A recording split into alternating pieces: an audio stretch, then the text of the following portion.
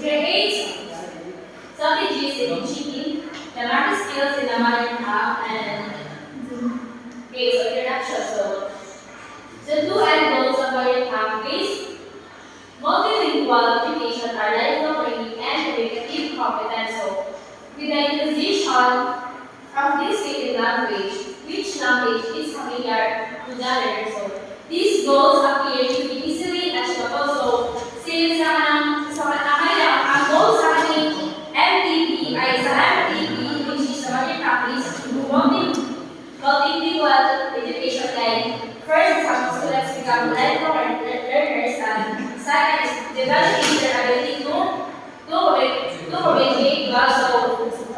So ang palitan, masamang siya, may palitan na, for example, kaya palitan sila ng ang students kay, mas siya dahil kay, ang magamit ang data sa ang students kay dahil siya, dahil ang sabon, dahil mga sa para sa teachers. Some teachers who have been assigned to teach the modern tongue are hesitant to handle the subject because they lack of confidence due to their competence in the language as well as in their trainings use of the language.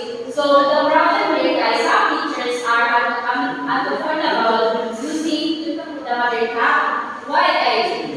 Ang teachers ay hindi naman sila train siya kung mag-teach siya ng mother tongue.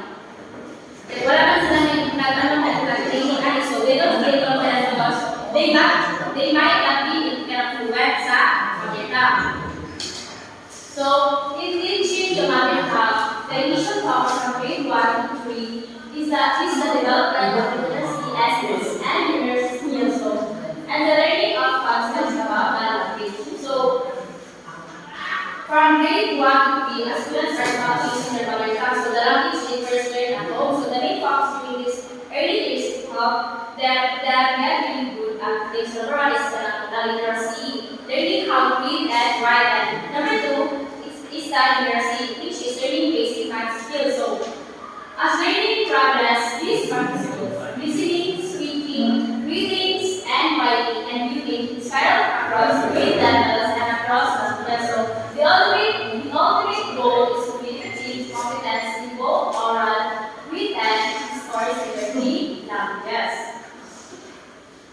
So, there are three strategies. So, the first one is listening and speaking strategies. So, these activities develop the listening and speaking abilities of the learners as these strengthen phonological and phonemic awareness.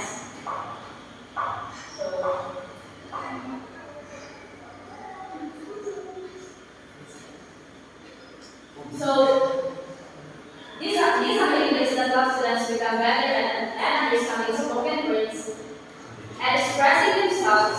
These activities are especially important because they help build a skills. So, phonological awareness is the ability of the learner to manipulate sounds and words or play with sounds and words. So, this skill includes recognizing rhyming words, blending of sounds, and salutation. So, phonological awareness, so this means students learn how to play with sounds and words. So, they can recognize words that rhyme like ha and ha, so nana, so, and also blend words together to make words like, so cat, like C plus A plus E. So, the word is cat. And also, on the other hand, phonemic awareness is focused on the ability to hear and identify sounds in particular words. So, phonemic awareness, this is more specific. It's about hearing and identifying the individual sounds in words. For example, knowing the word dog has the sounds D, O, G, so dog. These skills are really important because they help children learn how to read and spell the words they learn on. So activities like singing, rhymes, modeling, and presentation of video clips are some ways to illustrate and create the difference of the different letter sounds. For these, there are localized teacher grades strategies that can familiarize learners the letter sounds, which they can follow and later on apply in their own context.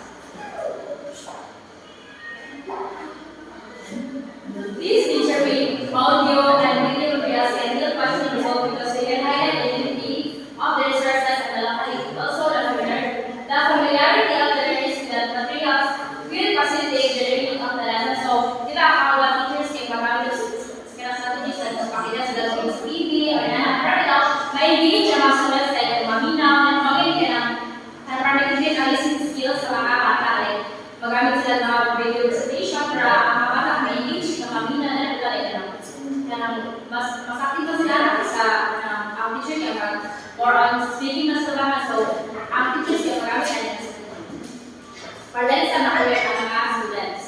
So, likewise, contextualize storytelling that motivate and stay the interest of learners in the lesson, since they can relate to the situation. So, hanap mo one o isa po sa mga strategies is mag-read ng story ang teachers o mga di ba pag kayo ano man siya, like, pag-brush lang kung gusto kayo, mas magkano sila, sige na magkano sila, mag-interesado sila, maminaw na lang, right? Mano sila, na-excite sila kung ang teacher kayo, mag-story, mag-engage sila, maminaw, so, characters in the story, authored by the teachers, wala na, makikita na, so, to focus attention further, sustain the interest of learners, so, integration, listening, and speaking, and applying activities that draw out kinesthetic responses. So, this requires physical and mental awareness from the learners to perform the story movements assigned by the teacher actually tells the story. So,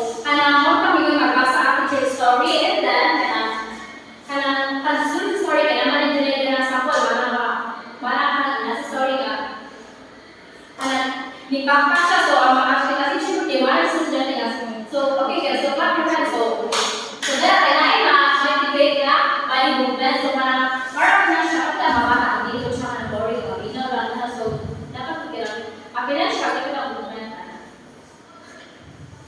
And then, this response has to be looking of the head, laughing, stamping, or saying aloud a particular word or phrase. So, sharing ka. This response has to be looking of head, kaya maglaan sa ulo, sa bata, and laughing, stamping, space, or saying aloud a particular or word phrase. Okay, so afterwards, the teacher asks the learners to read words found in a classroom. So, after bitaw teacher kay sa